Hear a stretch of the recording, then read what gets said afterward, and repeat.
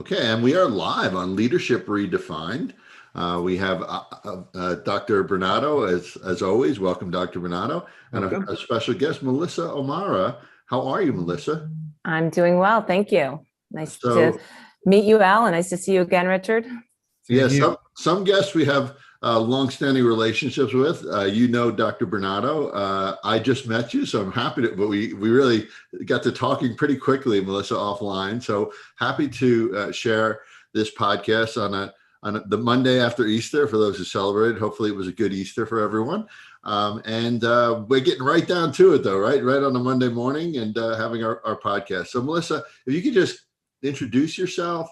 And we talked about a few things offline that you're pretty passionate about that I think the audience is going to be really interested in as far as leadership and learning and some things with technology, the environment. So I'd love to get into those pieces as well as other things with you during this podcast. So Melissa, real quick, allow you to introduce yourself, and Rich, obviously jump in whenever you'd like. Great, well, thanks. So, I'm Melissa O'Mara. I'm a 27-year corporate veteran. So I spent 27 years at big companies, mostly tech. And in 2014, I left to start my own consulting and coaching business focused around collective leadership. So we'll talk a little bit more about that, I'm sure. And the reason that the primary goal or sense of purpose I had at that point in time was that I had in the corporate space been focused very much on, I look back, I realized I was an entrepreneur. I was an internal change agent, inside of companies, and working on things like from the mid 2000s, really, environmental awareness inside of companies and what we could actually do with our clients as well to drive environmental solutions from inside of tech. So pre-smart everything, smarter everything. I was at IBM in those pre-smarter everything days, and I was a member of IBM's Green Army. So, fast forward, what I was realizing along the way is trying to drive change inside of big companies, also customer-facing parts of change. How do we work differently with our clients? What I realized is that the greatest enablers and barriers to change were actually people and human systems. It wasn't, in the long run, it wasn't ever about whether the process or the technology could work or could be made to work. It was always more determined, it seemed to me, by can the teams that need to work together inside and also beyond organizational boundaries and across organizational boundaries, can they align around a shared purpose? Can they find what it takes within themselves in order to come together and overcome difference and actually work together to drive meaningful change? And would they have the support inside of the organization or the organizations in which they were leading to do that work in a way that was sustainable over time? Because large systemic change takes a lot of time and a lot of, there's a lot of iterations oftentimes, you're not always on the right track at the beginning. And so, I realized that in order that my passion had become not just to enable change, but to actually enable human systems to enable change or catalyze change more effectively, if that makes sense. Oh, it definitely makes sense. Rich, you have a comment? More than you can count. I love that word, catalyze. Catalyze is one of my, maybe my favorite verb. Okay, at least it's in the top 10. I love that word. It's funny because you use the term human systems. And last Monday, we interviewed Kate Robinson. So Ken Robinson's daughter, who's an internationally famous individual, just passed away, who speaks about really tearing schools down, starting all over again. And we talked about change from her perspective, and that's the exact term that she used, human systems. So it's kind of encouraging to hear someone from your walks of life, and I made that plural on purpose, and hers understand the intersections of that term of changing human systems. I sometimes call it new ways to realize. Mm, New ways, yes. new ways to realize are. It's easy to say, but far more difficult to do. Now, your premise about collective leadership is right up our alley in terms of our belief in what we call the collective mindset. But your premise about collective leadership and working from within and from beneath, I suspect, as well as from the top down, is certainly very appealing to any organization, nonprofit, profit, or educational for that matter. So I'm going to put words in your mouth and take them out again. And you can true or false. And this I hate when sometimes people get a little nervous when I ask them this question. I take it that you don't believe that none of us is as smart as all of us, or you do believe it. And there's a None of qualifying us, thing. It's none as of smart us as all of is as us. smart as all of us. I agree with that. None of us is as smart as all of us, because none of us can see the big picture by ourselves. We can only see our angle of the elephant, if you know that fable Uh-huh. of the blind men, trying to identify an elephant in the center. And one of them says, hey, it's a tree trunk, because he's holding onto the leg, right? And from his perspective, okay, that's a fair enough. It's not even a fact, right? He's actually making an interpretation of the fact and saying it's his truth. So we are in a time right now where we need to go back to some of these basic realities of there's complex, an elephant isn't even complex, right? Right. But there's all these different angles of the elephant in this fable. And unless they are speaking facts and also speaking from a place of not knowing for sure, then how would they ever know that they were all touching the same elephant? And I feel like that's the reality of our world right now, is that we're all seeing aspects of reality. We're defining, we're interpreting it, and then we're claiming our version of the truth. Hmm. And then we're adamant that we're right too often. Yeah. And so, yeah, how do we back up a little bit and say, have a little bit of humility and say, well, I only know what I know, and I need to listen and be curious about what other people are seeing and hearing in order that we can more accurately assess what's true right now and what's wanting to happen. Yeah, Melissa, you mentioned offline this leaders as learners principle. And we often see in leadership positions, sometimes it's nepotism, sometimes it's the right person in the right place. Oftentimes, whoever gets in a leadership position may get there because of they worked in a certain sector for a certain time, like I said, or they knew someone. But the reality of most of the leaders and most of the people that come into leadership positions, or people that have been in leadership positions, is they don't necessarily have that collective mindset, that collective understanding that there has to be this synergy across.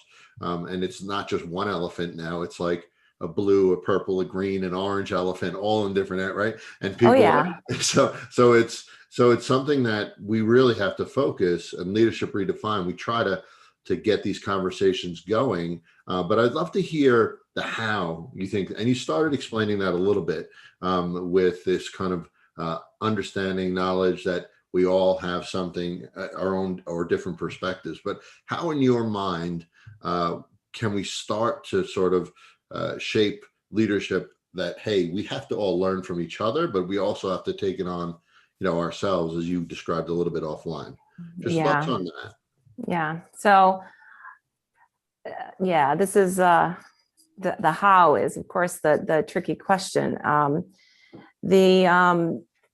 I have a lot of tools in my back pocket, in a sense, tools, methods, frameworks, and it's not a one size fits all for any leader or group. What I think is required first is for a leader with some power in an organization, wants some level of power, not necessarily always at the very top. I think that we can't wait, or we can't depend on that. We need to be able to try to lead from where we are.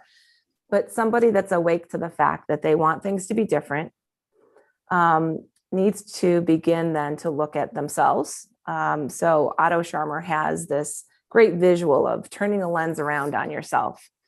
When I was leading inside of IBM, and I also held a leadership role at Schneider Electric,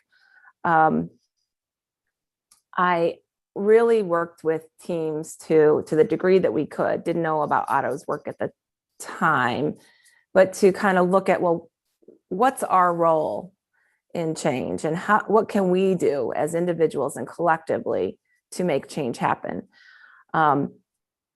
We were very focused, though, on what we were trying to make happen sort of out there in our world, in our clients' world, or on behalf of the company we're working for. So we were more focused out there.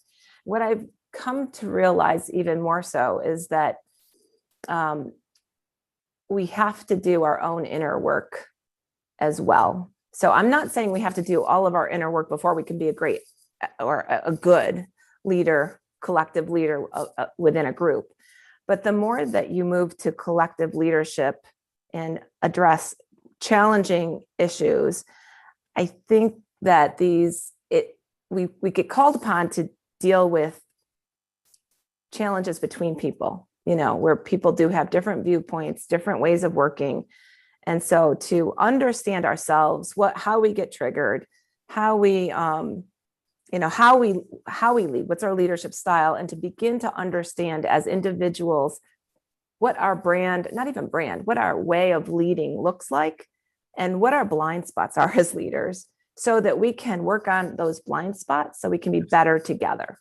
So actually the tagline for the Leaders Collab sort of grew up out of, what are we really doing? What are we really doing when it comes down to it? We help people work better together. It's that simple.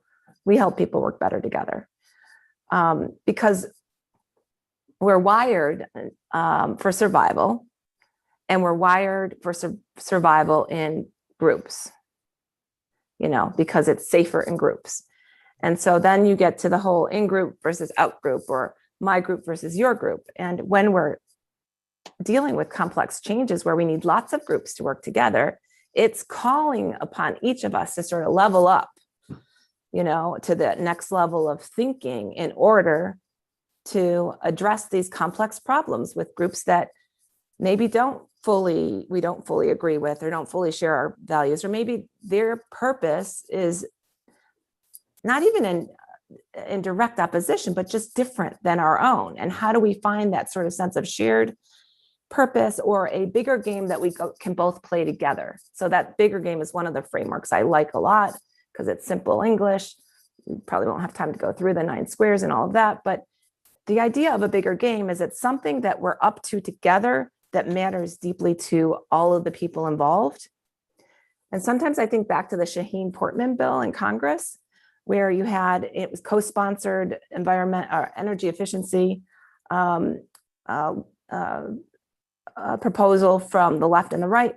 The left wanted it for one set of reasons, and environment and maybe environmental equity and all kinds of different things, and also efficiency. But the right wanted it for a different set of reasons. And even on the right, there were different reasons for wanting that legislation to pass.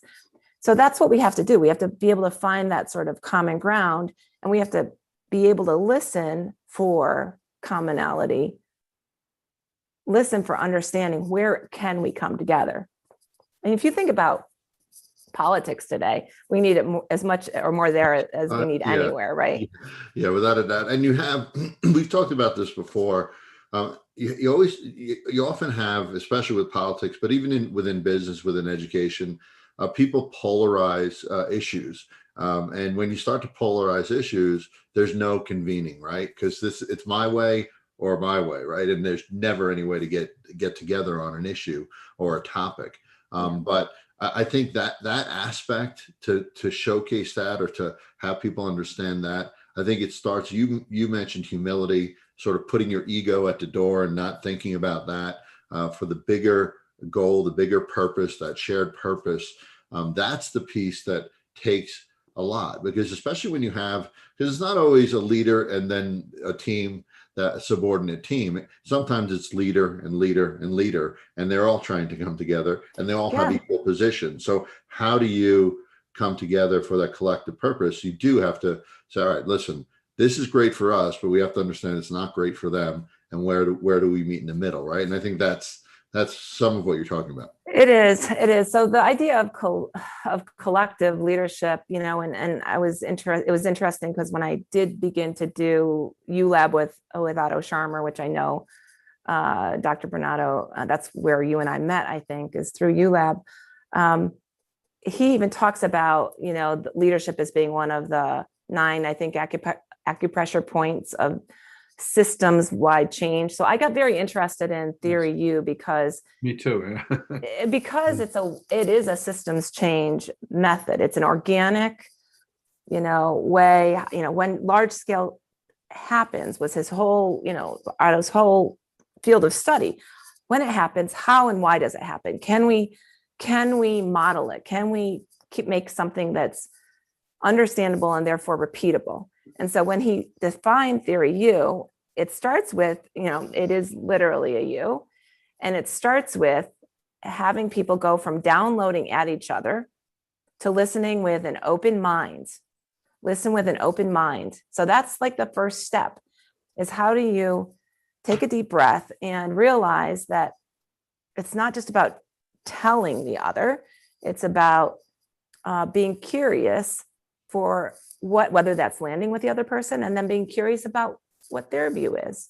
So that's open mind. But that's like the very top of the U. And then how do you actually listen with an open heart, like with some compassion, and truly let go of and be vulnerable with each other, right? To actually say the things that you're afraid to say. Well, that requires what a lot of people are calling a safe space or a container that allows for safe and courageous conversation. We need that. When we have complex problems where there are no simple answers, we have to actually drop a pretense that we know exactly how. Like right now, I'm going to tell you, I don't have a silver bullet for any of this. And if anybody does, I'd love to know. Theory U is a partial answer. It works for some. It doesn't work for everybody. In that everybody's not ready, in a sense, to follow that kind of open mind, open heart, open will approach. So open mind, open heart, compassionate conversation with others, open will, being willing to actually let go of some of the things you've brought with you, your beliefs, your experiences, in order to allow new possibilities to emerge. And when you do that together with a team, you go through a learning journey, a stakeholder assessment together down that U with an open mind, open heart, open will, not knowing what might emerge on the other side, like letting go of your agenda as a leader of, well, this is the name of the project. This is what we're supposed to do. And we're going to take a straight path towards it without doing a learning journey, without actually checking to see what we should be doing. Well, then you've got emergent or generative leadership. You've got co-creation happening. And it's uncomfortable because you can't know for sure what the outcome will look like. You can't know until you go on that learning journey. So imagine companies, teams inside of companies actually going on learning journeys where they don't actually know what the outcome will be. They're listening for it to emerge from the system that they're playing in, the system that they're working to change or enable or be part of. That's transformative. That's transformational. Yeah, Melissa, I think so many things that you said. We get about 4 or 5 podcasts on this, and we'd love to have you back as well. But so articulate and well said. So what I'd love to do, we do have to unfortunately finish up here for this session. I'm saying for this session because I'm so intrigued. Sometimes we have guests on that we just kind of are stopping, sort of listening to, and in my position, you're one of those that has a lot of really wonderful things to say that align with what we are talking about at Leadership Redefined, but also you've sort of enlightened me in thinking about things in a different way as well. So I appreciate you here. Rich, I guess so. What we'll do is we'll give a quick chance for Rich to respond and closing thoughts, and then we'll give you the last word, Melissa. And we'd love, love, love to have you on again. So, Rich. Oh, well, thank you so much. How eloquent, Melissa. I have to say, how eloquent. And it's, I have to say, I haven't listened to a lot of the YouTube, the ULab things for a little bit, and it's as if you were right there, and you just retransformed me to some extent. I so much appreciate that. Wow. And Wow. I guess you probably know this, but Sharma typified himself as the sixth discipline after Senge's five.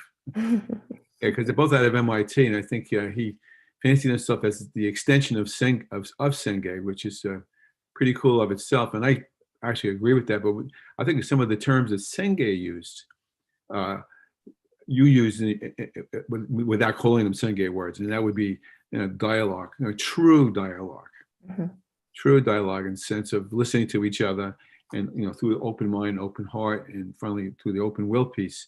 Yeah. It's easy to talk to and far more difficult to do. That was one of the reasons why I asked you that question about, which I believe was a Japanese proverb. I've never been able to pin it down. That none of us is as smart as all of us.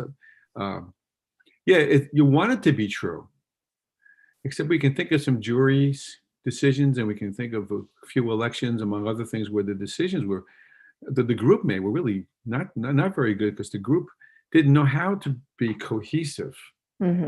And thoughtful and reflective the way you speak about now. Well, true. So a group, you're right. So a group that is cohesive can make incredible decisions. A group that is not cohesive, could make dreadful decisions. Amen. Or no decision. That's a bumper sticker. We'll do that together. And so I pray we get you. We can have you back on again, so we can continue this conversation. It's we truly embrace. Anthony's not here, but the three of us, truly embrace what you espouse so well. So thank you so much. It's my privilege, guys. I'm just a guest, so thank you. I love the opportunity to talk about these things that obviously I care a lot about. So, but you not only care about you whereof you speak. And when Al asks you, well, how do you do that? And you say, well, there's a million ways to do that, and you can't do that in 20 minutes. and that, all true. And the other point of it is that catalysts like you, and I don't give that term to too many people.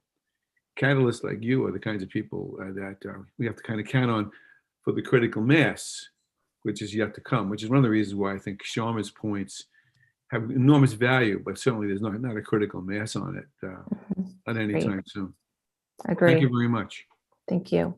Thank you so much, Melissa. Again, love to have you on again and continue these conversations. But we really, really appreciate you on for the show on this Monday morning.